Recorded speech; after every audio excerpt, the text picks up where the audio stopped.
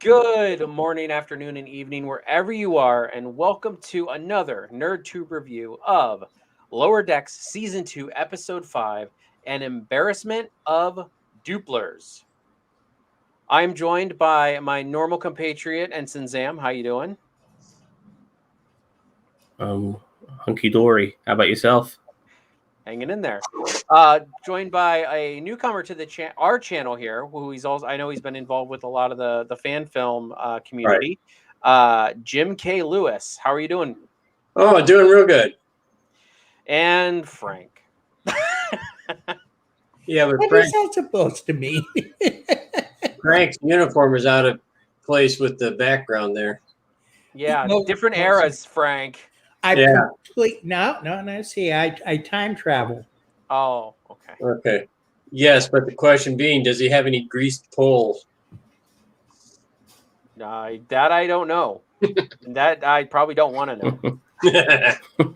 Oh, here we go. Now Frank's going. Yeah, Frank's going to get the poll out. Okay, so Lower Decks, Episode 5. We're getting toward the end, or we're getting towards the middle of the season. Do we have 10 episodes this season? I'm still wondering on that. 10 episodes. It is? Okay. Yeah. So, because I know it was last season, but I didn't know if they upped it a little bit because the season was successful.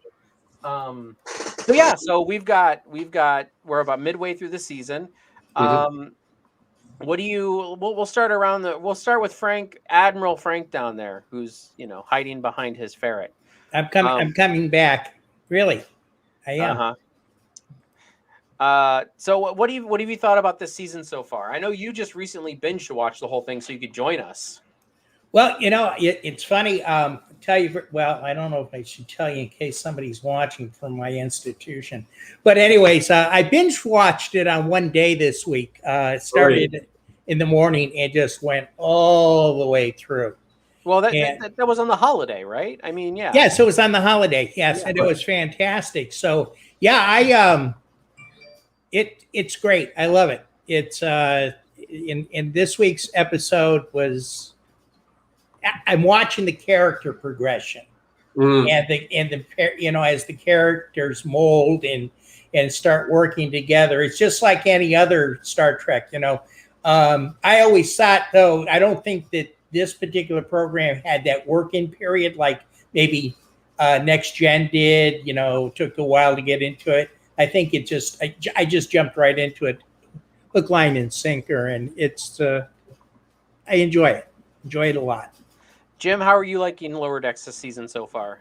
So far, I like it. I was kind of disappointed that Boimler, the nerdy guy, went over to the Titan and stuff. But I'm glad to see he came back. And my opinion of Riker in that show, he's crazy.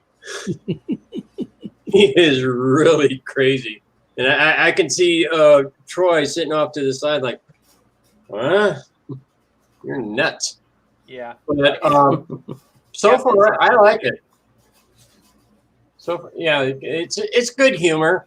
It helps to know Star Trek, of course, if you're going to watch it. And that's what I tell people. Like, everyone's like, "Oh, I've heard this show Lower Decks is good," and it's like, unless you know you're going to get a lot of the references, don't watch it yet. Yeah. Like, start somewhere else. I'm hoping maybe like Strange New Worlds, or I'm not going to say Discovery. You just did. Well, I mean, like, to start off as, but like you got to find something to start off as, because you just, the references in there are just way too deep cut, and they're just way made for lifer trekkers. And then, once you've seen a lot of the source material, then you can start to watch. Because I mean, I'm not gonna lie, like, I'm not a TOS guy, which I've said in the past. So there are some TOS references that I just blow right by me, like the horn thing from last week, the Horn Beast or whatever it was called. Oh, the Megado. Yeah, the Megado. I had no idea, and I've seen all of the original series. I just have only watched it like once, so it's like, it's not like I have everything committed to memory. I have, but like, there are original series things that blow right by me. So, Zam, what are you thinking about this season so far? Loving it as always. And the funny thing is, even though I think I know a lot about Star Trek, there is a lot of stuff that goes over my head too. And it's not until I see reviews from other YouTubers regarding Lower Decks that I realize, oh wow, that was supposed to be this and that was supposed to be that, and I just totally fucking missed it because it's very layered. So not only is it absolutely hilarious as it always is, it's very detailed Star Trek too. It's not just like a Star Trek skin with stupid Rick and Morty jokes. It is 100% Star Trek, which is what I love about it. And that's this episode was great again. Sorry, this episode was once again everything you want in the show. We had several story arcs going on in this episode, and some funny moments, as well as some good nature as well. Just to cut to the end, the fact that just them, the best parties are the ones where people, not necessarily the location, but people who else is there. Yeah, like if all your friends are there, that's all the party you need. You don't need to go to a fancy club, and those sort of things are what I love about this show. Okay, so we'll kind of run just not generically.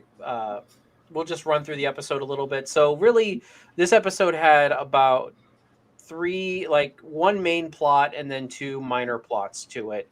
Mm-hmm. So we'll talk about the minor plots first. So we got the comedy bits of the show this week, which is how do you pronounce her name? Duplatox or something? I don't know. I never heard of a new alien, by the way. Huh? It's never been on any other format of Star Trek, has it?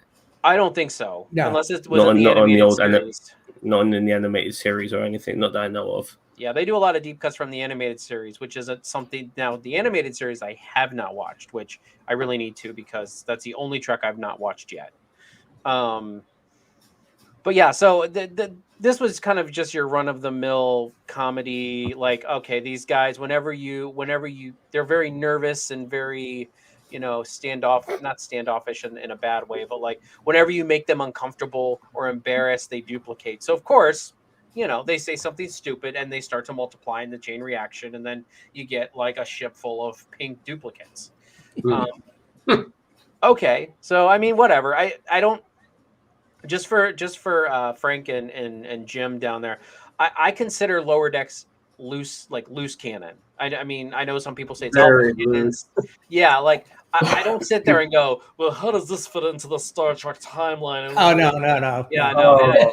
No. I hate it when people do that. I'm on the same page as you. Yeah, I'm like, okay, like there's gonna be a lot of references, but I don't consider this like a direct time. Like if someone's like, actually, how did the Doomsday Machine show up in that Quark spire? Because actually, it was at Starfleet Medical being studied by Dr. Bashir at this point. Like, no, just stop. Just stop.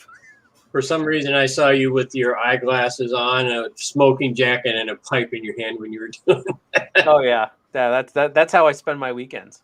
No. So yeah, so I mean, like, but so that's why it's like with this race being new, I'm okay with it. I mean, if it's an animated exclusive, I'm okay with that too. It reminded me of the Binars. It did remind me. Oh, yeah. That was something. Yeah, but one of my favorite scenes from last season of Lower Decks is when the girl, I keep forgetting her last name, the main one, Mariner. That's it. She was going through the whole ship, getting her contraband and stuff, and she pulls out that god awful Spock helmet. With the light on the top. I was going, oh my lord, they did. Oh yeah, Spock's brain. Wasn't that from Spock's brain? No, that was just a toy that somebody made up. It had really, other than the name, they had a McCoy one. I think they had a Kirk one. Yeah. Other than the names, that's the only connection to Star Trek it had. They never had those kind of helmets on the show. I forgot about those, but I remember them now. Deep cut. I thought that alien reminded me of like humanoid tribbles. Yeah. That's how I was looking at them as well, like constantly duplicating. The only thing I found a bit weird was that they had to accidentally stumble across the solution in getting this alien under control. You would have thought they would have known how to do it in the first place. I mean, they do. Yeah, they do. Is this a Federation member, or is this just like a race they're negotiations with. That's what I don't know. I don't Yeah, but remember even them then, mentioning- even then, you would have thought they would have just known, Yeah. Well, if regardless they don't of know whether the much Federation about or the not. race, if they're not a member of the Federation, then they may not know that. But That- I know what you yeah. mean. I know what you mean. Like you figure that they would get the medical records and they would know Mhm. that. But who knows? Yeah, loose cannon. That. So they start duplicating all of his ship, and of course that affects the captain, Ransom, and then it also affects Tindy and Rutherford, who they're running around the ship. He's trying to figure out why he's not as good as his previous memory self, because he was building the model, and then he's like, oh well, I'm leaving myself all these messages, but I can't figure them out, and it's like, we're kind of back to the status quo in this episode. That's the only downside I have to this episode is we're kind of back to the status quo of Blumler and Mariner, and then Tindy and Rutherford, which I don't mind those pairings, but at the same time, the past couple of weeks we've had different pairings, and it's been really refreshing. So I didn't mind that. I mind the fact that Rutherford, like, there was like a moral to the story regarding his particular arc in this episode. Yeah. Like, oh, you don't need to remember your previous self. You're always going to be Rutherford. I was like, oh, shut the fuck up, but please, please shut the fuck up. Like, I don't need this shit. So what did you guys think of the B plots? Zam, I'll start with you. I mean, you kind of already started, so you might as well. I liked the pink alien duplicate things. Let's call them pink tribbles. Yeah. The they were starting to jar on me a little bit, and I like the way it kind of melded into the Rutherford's subplot as well, because they were building the ship as well as the model ship, and as well as trying to figure out who Rutherford once was, as well as having to deal with these pink aliens, almost crushing them to death because they're duplicating all the fucking time. It was okay, but honestly, the main plot was the best part. Jim? Yeah, I would have to pretty much agree with Zam. I'm always fascinated when there's these minor plots, the B plots as you put them. I keep sitting there wondering, okay, how the heck does this fit in? And then I love it when they tie it together. See, what was it? Last episode they showed that too. I forget what planet they were on. I don't remember. What was the last episode? Oh, that was Mgatsu or whatever. We didn't do a Monkey review last week because we just had so much going on. Right. Yeah, I did a TikTok review. Chuckling over the way they Yes. were pronouncing the word, of the beast. Like tomato, and stuff like that. The minor plots, I love them because it seems to me they add so much more to the story instead of just the straight episodic. Kirk gets the girl, and they go off screen, and what they're doing, but What are they doing? It's it's impressive. Go ahead, Sam. It's impressive that they can fit 3 plots in 25 minutes. Yeah, that's It's very impressive. What the hell? That's not me. I have my ringer turned down. Not me. No, it's mine. I have the Orville theme song when it comes on. Oh, Orville on a Trek Oh, podcast. that's what I was wondering what that was. That is the second best Trek behind Galaxy Quest. Yeah, right. oh Lord, that movie. I love it. Jim, were you done with? Yeah, I'm done. Okay. Frank, Let me put my phone on hurry up, Frank. Hurry. airport. I'm Come on, doing Frank, it. Come on. Come on, Frank. It's on airport. I mean, Airplane. Airplane. Donna's your wife, right? Yeah, she's my wife. Hi. No, I just say that because she said he as soon as your phone went off. So I'm pretty sure she was trying to interrupt our stream. I see how she is. No, actually, that was my brother Scott, who doesn't always call me, but I don't think there's any. Well, we're trekking on right now. That's right. So, what my thoughts of the minor plot? I think that's my next field. I enjoyed them. There's two areas that I loved seeing was you knew what was going to happen, that they were going to start duplicating. There was no doubt about that. You knew Yeah. that. But the funny thing is the undertone of that, of why the captain, why she wanted to get to the party to rub elbows with all the brass and stuff, because she still thinks her damn ship is the most important thing in the fleet. Oh yeah, we can't do without the second contacts. Yeah. So you know, and you know, I could see her, and then you know, trying to get that taken care. And I really enjoyed watching the little things like dropping the warp core out of a model and The mini one, blowing yeah. out the hatch. with the squeaky voice on the countdown. I loved it. Yeah. Jeez, I don't know what this is supposed to do. Oh, sorry. Yeah, really.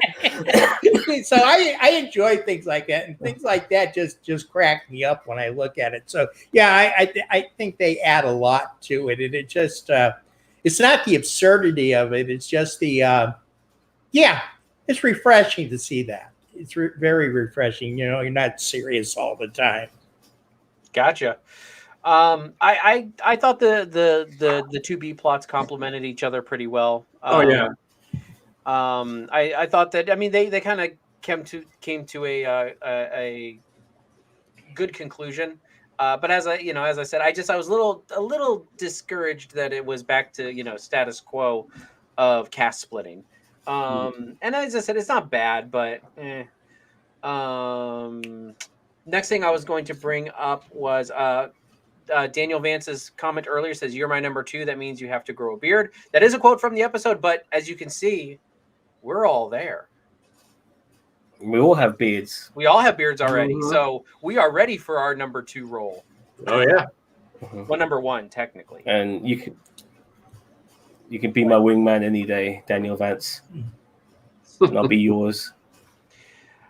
All right, so let's talk about the main plot. So Mariner and Blemler. So you know, they start off and they're stacking boxes, which is like, I feel like all we're ever doing is unpacking and stacking boxes, which, you know, I mean, is true, you know, so these things don't stack themselves, or do they? And then after that, they have to go to the cargo bay number 17 or whatever, which, I'm sorry, a California class has 17 cargo bays. I want to say it was 17, but there were 14 or something. It was a lot of cargo bays, and I'm like, really, that many? Remember, they're just a workhorse ship.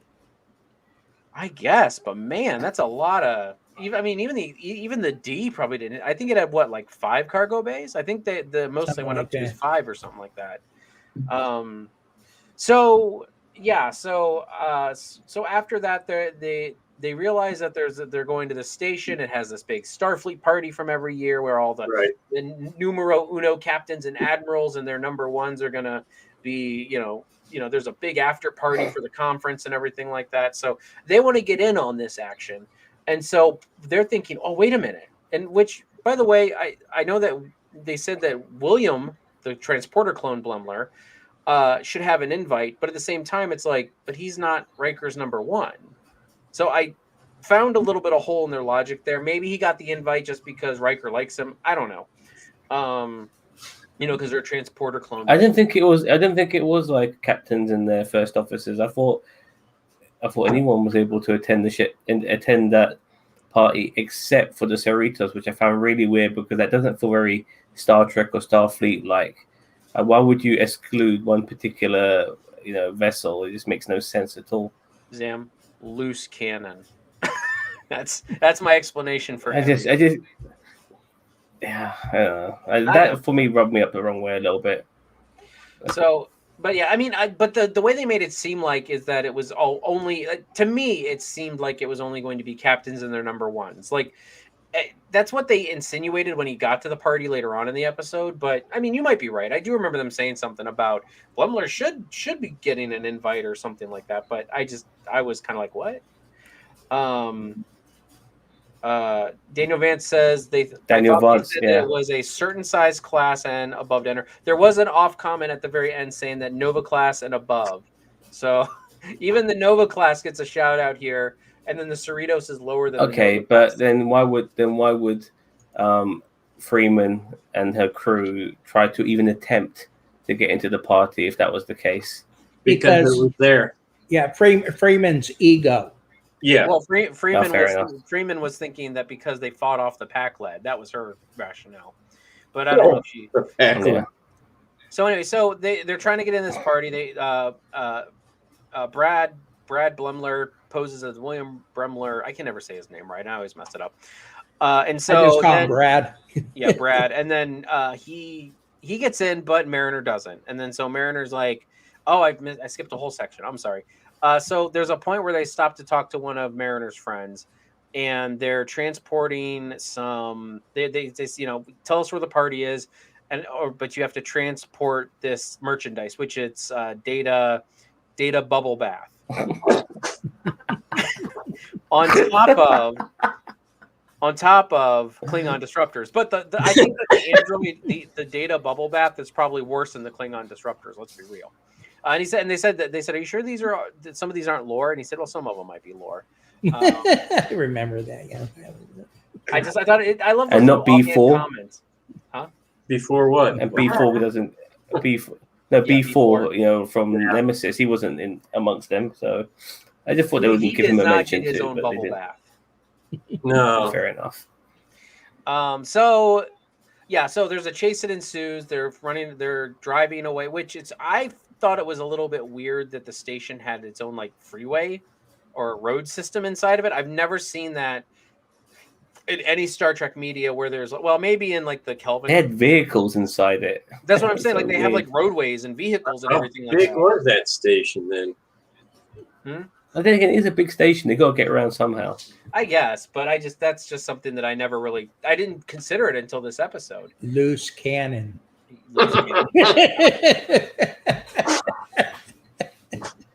Yep. They were more like golf carts, anyways.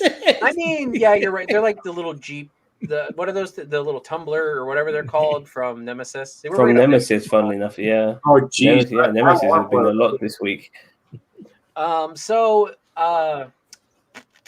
chase ensues. They get away from them, but they also destroy the bubble bath. Because they land in a lake and all the bubble bath just gets whatever. So they get the location of the thing. Now we're back to where I started before. Where I started before is Blumler gets in, Mariner does not, and then so Blumler goes into the party, and Mariner goes to this hole in the wall bar that's not too far from this place. Blumler's in the party. He realizes this isn't fun without my friends, and then he goes to the hole in the wall bar and then they hit it off and they're talking, they're having moments, and they're talking about being number one and number two and yada yada and growing beards and yada. And then you have a moment where they have etched the bartender's giving the little speech about look who else was here at this point. It's Kirk and Spock are carved in, which I just want to see that scene. I don't care if it's animated form or not, but I want to see that scene where Spock is sitting there also carving his name in the I can't. It's probably Kirk sitting there carving. He's like, "Hey, Kirk," or "Hey, Spock, look, I carved your name in this bar." And he's like, "That is highly illogical and destructive, Captain." So anyway. And then so at the end, everybody comes together. The Cerritos crew does not get into the party because they weren't invited technically. Blumler and Mariner are hanging out there. Tendi and Rutherford are hanging out there after their little thing. And everybody has a great jolly old big hug moment. Like not actual big hug, but like as a cast and crew, their big coming together moment where it's not so bad that you're not in the big party. So, main plot. Frank, your thoughts. You got 20 seconds. Go. No, I'm kidding.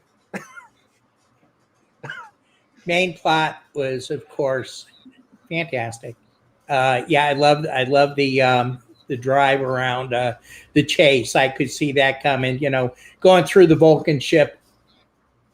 Fascinating. Just typical. And it got to me at the end. Where they're all together and the camaraderie and the hugs and everything, and knowing that they're the lowest. They're the lowest of the lowest. And then I had a TOS moment. Uh-oh. And the TOS moment was where there'll be no Tribble at all Uh, when they transported said Doopler into the middle of the party. Shades of Scotty. Genius. Oh yeah. It's like Revenge of the Nerds. That's You know, right. it really is. I have to admit, I should have seen that coming, but I wasn't thinking about it. But yeah, And that's I feel like this show does that very well though. Like there's a lot of moments where I'm like, oh, I should have seen that coming, but that's hilarious, you know? And it always catches me off guard because I'm almost like I'm used to TV and stuff like that letting me down. So that's how you know it's good. Because like when you subvert your own expectations and then all of a sudden you get exactly what you probably, you would have wanted. But you didn't think of it because you're just used to not getting what you want anyway. So, Jim, you're next. I just want. Oh, What were you going to say something, Sam? I guess. No, go ahead, mate. All right. As with all the Lower Decks, I love the main plot. I just sit there mostly watching it for a break, so to speak, from the day-to-day world. I laughed like crazy over the Tribble comment, which makes me want to go see it again, watch it again.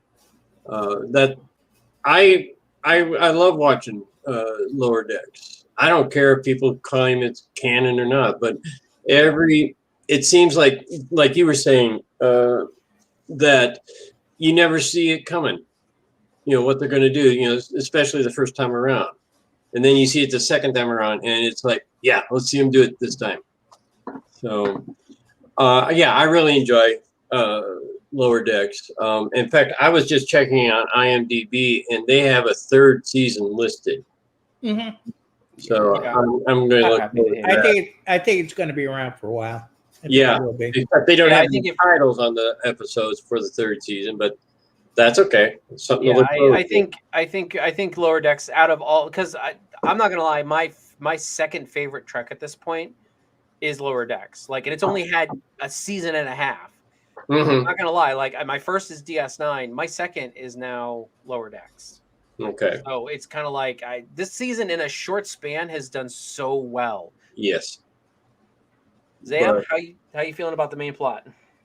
Okay, just a slight tangent station here, but Uh-oh. I've been a cab driver for 8 years, and one of the things I loved doing prior to being a cab driver was going to the work Christmas party, get drunk on the company's expense. I fucking loved it. But the last 8 years, I haven't been going to Christmas parties because being a cabbie, I don't know anybody I fucking work with.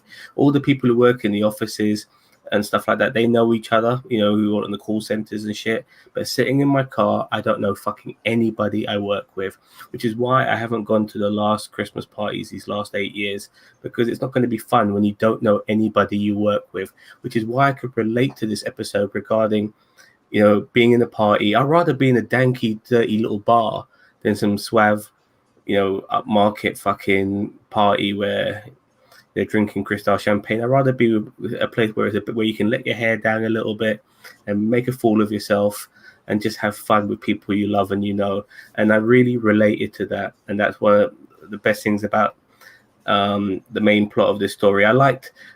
Prior to that, I liked them driving around, going through that holodeck and stuff like that, and those birds and stuff like that. That was cool. The data bubble baths and the Klingon weapon contraband, and also even prior to that, they were moving crates around for that alien as well, because they're always moving crates around.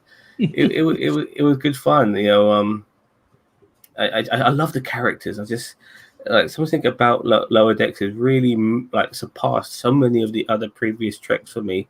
Oh yeah. It could be my favorite Trek. I love it that much, and I love the characters. They're very refreshing. This is the most refreshing Star Trek, but it is Star Trek. Doesn't forget its roots of what it's supposed to be, and it has those heartwarming messages. Like I said, with the party and stuff like that. Even the previous episode with the with the space monkey aliens, there was a good message there that regarding making a business instead of killing these monkeys. Look after them, you make more money out of them and stuff like that. There's always a good message there somewhere lurking beneath in every episode, regardless of all the jokes and stuff. And it's fundamentally Star Trek at the same time. I just can't get enough of this. Right. I really can't. It's genius. It's absolute genius. I don't think people give it enough credit on the level of genius the show is. The jokes as well on top of that. Yeah. Can I say something to Vance Daniel's comment there? Which one? Which one where he says you need to increase the runtime to 30? Yep. Daniel, I don't know. I think the format that they have right now, if they tried to expand it, it would take something away from it. I think the 30 minutes gives it that pounce, pounce, pounce, pounce, pounce. They have to, and it's action driven. I'm afraid that if it went into an hour, it would slow down and start getting boring. Well, and that's one of my big things about streaming right now is, and I know they keep these to a standard like TV format just in case if they get on TV, because I know there are other shows that we review on this channel that are on actual TV, like with commercials and everything. So that's why they try to keep them. But I feel like I agree with Daniel Vance and the fact that maybe a little bit more time would be good. But I also agree with you, Frank, where it says you don't want to overstay your welcome.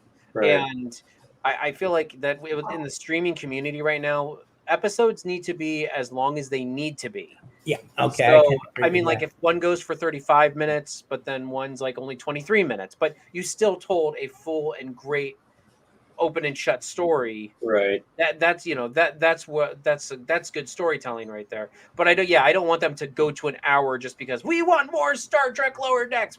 I'd rather have more episodes than I agree. Leave us wanting more, and that's what they do, which is just the way it should be done. My only real problem with Lower Decks and like Picard and Discovery is they're limiting their seasons, if you will, to just maybe 10 episodes. But we grew up in a 23 to 27 season episode season. Right. A year. Yeah, I mean, take a look. You had 78 of the original series, or 79, 70. And that was in 3 years, or actually 2.5 years. And you have more than you have a Picard or Discovery or anything in the amount of time it is. So yeah, that's the new norm. I don't particularly care for it, but it is. But I feel like that also is that last topic that we were talking about also needs to, or the last format needs to apply. If Picard needs to be 11 episodes long, make it 11 episodes long.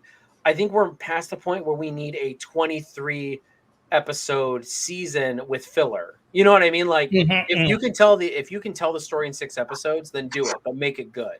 If you need 11 episodes to tell it, like, because I mean, Picard was 6.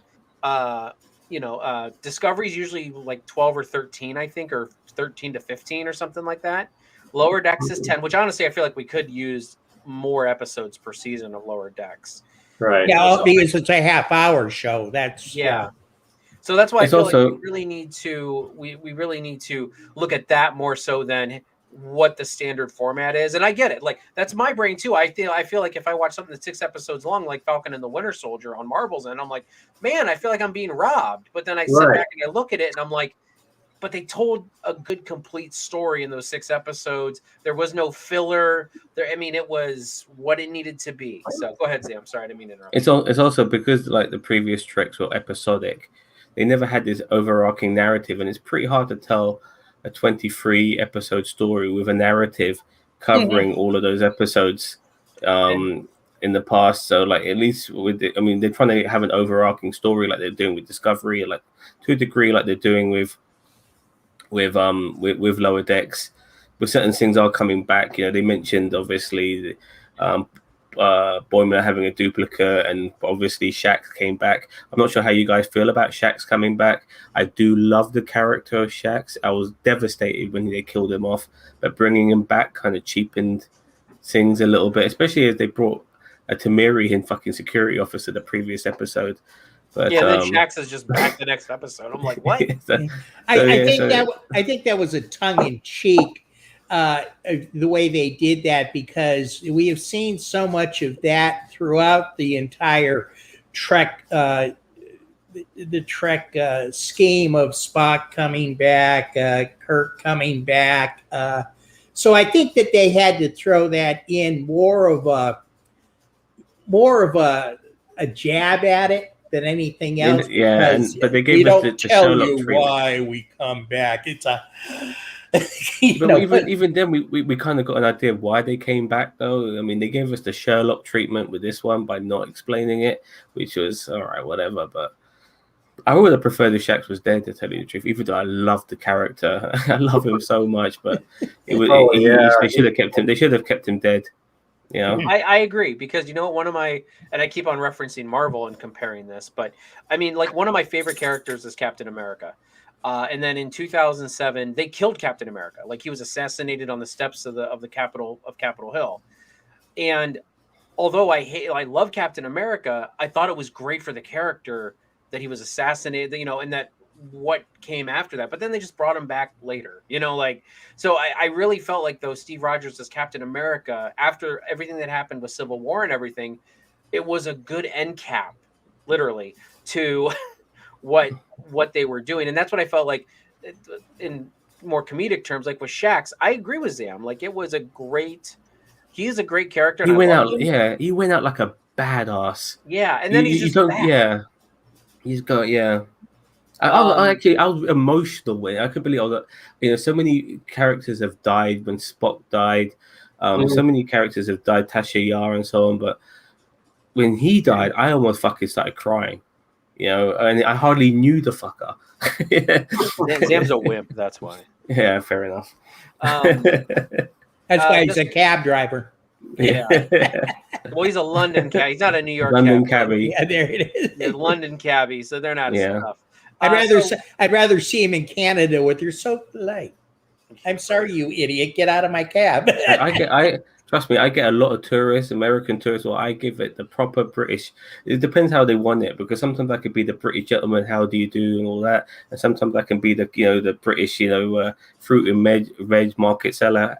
All right, governor, and all that sort of shit. I give them what they want. So I aim to please. All right, so before we wrap it up, I'm going to go through a couple of the comments here. Rodney Blake says that they like filler episodes, and I don't. I'm a Dragon Ball. I like filler episodes. I say I'm a Dragon Ball fan. I like filler episodes, but one of the things that, like, we've seen in Trek with serialized storytelling that they did have to use filler in is Enterprise season 3. Even though they were telling this really overarching story, they still had to throw filler in there. I don't mind filler between story arcs. But when you have filler thrown right in the middle of we're going after the Xindi, and we're hot and heavy after the Xindi, and then all of a sudden there's this episode where Archer which is a good episode, don't get me wrong, but Archer obtains this trans-dimensional disease, and then Earth, it's in the future, and then they cure it in the future, and it heals in the past. Good episode, but bad placement in my opinion. I really don't mind filler, but it needs to be between arcs. I want my filler to be character development. You got so many characters in every Star Trek episode, and sometimes we don't know them that well. Use those episodes to expand them and stuff like that. That one episode of TNG where Worf was paralyzed, we really got to know him in that episode.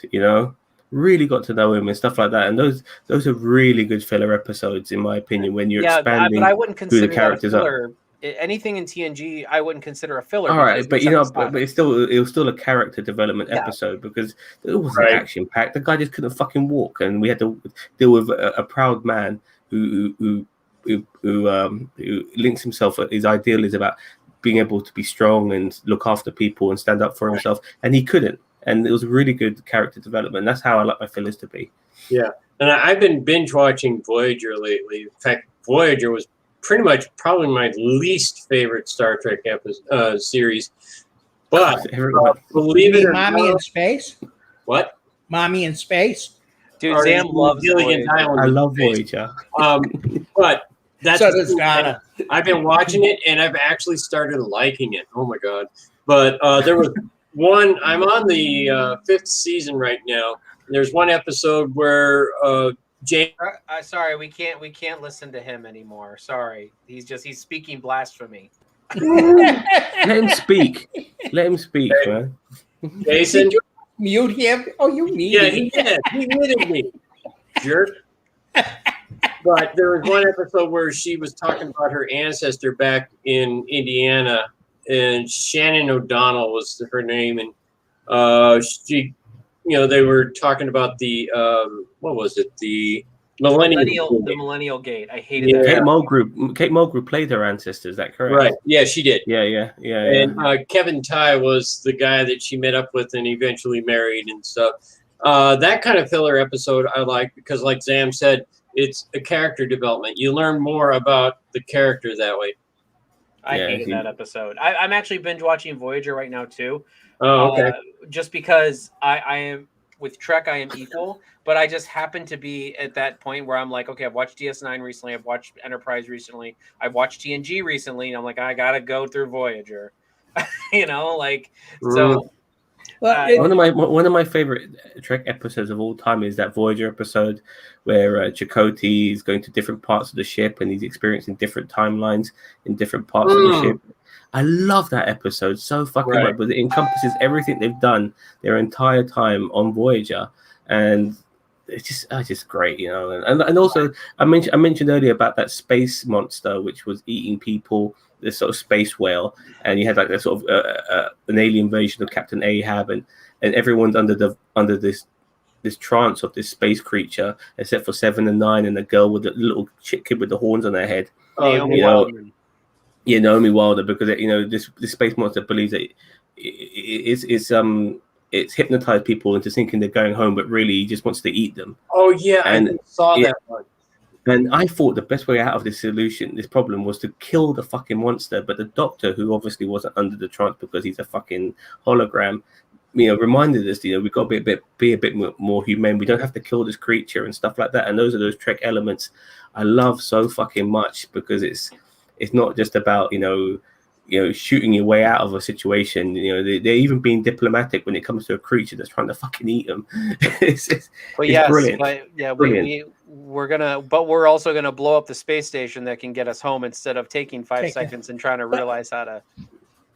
All right, nothing's perfect. The other thing too about Voyager is it lost me when they started bringing Q back, and I'm saying, okay. Here we Q are. was inevitable. Why doesn't? No, I like Q, but why don't you just snap your fingers and bring the Voyager back to the Alpha Quadrant? Because he's Q. Yeah. But you see, that used to drive me up, and I had thought that in the long run, eventually, when they came to their 7-year run, because at that time they were running 7 years, and then that he was probably going to relent and bring him back to the Alpha Quadrant. But they, of course, came. And we got really good Q character development as well, more than we ever got in TNG. Q had an art, and we got to understand the Q continuum a little bit more as well. It was fascinating. I mean that the other Q, the other guy who ended up wanting to kill himself. I mean, he said, "I've seen everything, I've done everything, I've said everything." I felt sorry for him that he was in a way that he was immortal, that he just had enough of living and was desperate to die. It was brilliant, absolutely brilliant. How can you guys not appreciate Voyager? What the fuck's wrong with you guys? I'm telling you, it's great stuff. I never said I hated Voyager. I just it's one of my least favorite Treks, which is saying a lot because I don't really hate any Trek. You know what I mean? Like. So I mean, it's just one of my least favorites. Like I don't know. Yeah. I mean, I have to acknowledge though that 7 of 9's Borg implants definitely brought me into adolescence though pretty quickly. So, that was one of the worst things they did in my opinion. Like Jolene Blaylock was my middle life crisis. I've just had about 12 of those. Yeah. No, I think 7 of 9 was a great character, but I do agree that she should not have been in a cat suit. I think that she should have been in a blue science uniform. Yeah. But sort of like Troy. Yeah. Mm.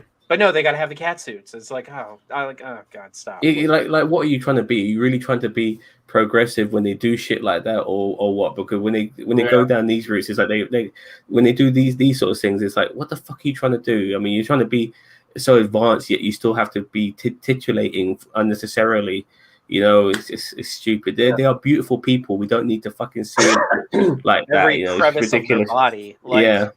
Yeah, I wanted to say something to Rodney Blake's comment about Q snapping his finger. Do you have it up there? Yeah, I would suggest that he goes on YouTube and looks up the Star Trek New Voyages Phase 2. They have a little vignette where they actually take care of that little problem.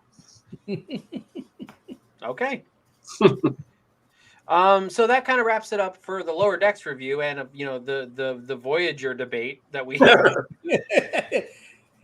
that we had. Zam, I know. Did you still want to talk a little bit about the Matrix? Only if these guys have seen it, but I'm not so sure now. I was hoping to talk about the Matrix 4 trailer, but I'm not sure if you guys have seen it or not. No, I haven't. I do apologize. No, then let's not worry about it. But it's on YouTube right now. Matrix 4. All right. And Zam did a reaction video to it, and my 2 cents is that it just looks like and I think Zam, you also said the same thing in your video. Yeah, it looks like a rehash of the first Matrix movie. It's very much fan service, in my opinion. They're going down the fan service route. Oh yeah, I remember that. You know, and all of that sort of stuff. And they're trying to, recapture the familiarity of the first movie. But you guys have seen The Matrix, the first one, yeah? Yeah, so Neo's back in the whole 9 yards. Well, I think you might remember in the second Matrix film, the architect said that you're the 6th version of this anomaly. Yeah, maybe like this version of Neo might be the 7th version. That was my opinion. And on top of that, sorry, I've lost my train of thought. Fuck. But yeah. But yeah, more or less, it looks like a rehash of the first movie, and I mean, Sorry, No, sorry, I apologize. I remembered now. One of the best things about the first Matrix movie was the twist when you found out what the Matrix was. It was very hard to replicate that twist in the sequels because it was phenomenal to know that human beings were batteries for fucking robots, and you can't replicate that. That twist is unreplicatable, and if there's such a word, and as long as Matrix 4 is good and it's nostalgic in a way, I'm fine with that. But I don't think it's going to be anywhere close to the first movie. No. The second and third one was shit, by the way. I don't care what people say. 2 and 3 were I think there were some good fights in the second one, but yeah, the story was second. I didn't even watch the third one. Yeah. I saw the first. Me neither. No, the fights were okay in the second one. There was one okay fight in the third one, but the story was garbage in both of those. And the third one's hardly set in the Matrix. It's set in the real world. Something to be said about continuations of a series. You have a hit, why continue it? Like Star Wars. Well, then we wouldn't have gotten Rise of Skywalker or the prequels. Come on, or Mandalorian. These things. You got Mandalorian. By the way, you like my Star Wars in the Star Trek logo? So Star Trek in the Star Wars logo. Yeah, I see that. Yeah, I love that. But a Mandalorian is fantastic, and I don't mind more of anything. Star Wars, Star Trek, whatever. Just do it good. Just do it right. They don't rehash. we deserve better. Okay. Yeah. Well, exactly. With that all being said, before we deviate off this timeline for another zombie apocalypse timeline, So that's Lower Decks Season 2, Episode 5. Something about duplicates or something like I don't remember the name. I'm sorry. The embarrassment of duplies or whatever. So if you have not already and you're just checking us out for the first time, please hit that subscribe button, hit that bell icon, leave a comment. We'd love to hear your thoughts on Lower Decks, everything Lower Decks, everything Star Trek, everything nerd related. We are NerdTube, the greatest YouTube channel you've never heard of, but we're getting there. So with all that being said, everybody, thank you very much for joining us for the panel and in the comments. Thank you very much. And we will catch you guys in the next. Oh, and I believe tomorrow we are having our Titans Episode 7 review. And this weekend we have. I think so. Huh? What? I think so. Okay. I agree. We also this weekend we have our wrestling roundtable, which we've been traditionally having. So there are a lot of facets going on this channel. It's not just me and Zam. There's a lot of people doing a lot of things. And Zam is doing his football, his weekly football or soccer thing. Soccer. Soccer. So anyway, with all well, of this said, international week as well as club football, so it's all happening. we've Can't got wait. so much Ronaldo's crap. back on Saturday. Yeah. So we're gonna be like What Culture one day. We're gonna have all these different facets to our channel. We're just gonna have to make new channels. Then it's gonna be called Trek Tube and Marvel Tube and Frank Tube and all right. We'll catch you guys in the next one. Catch you later. I can't do it with this hand.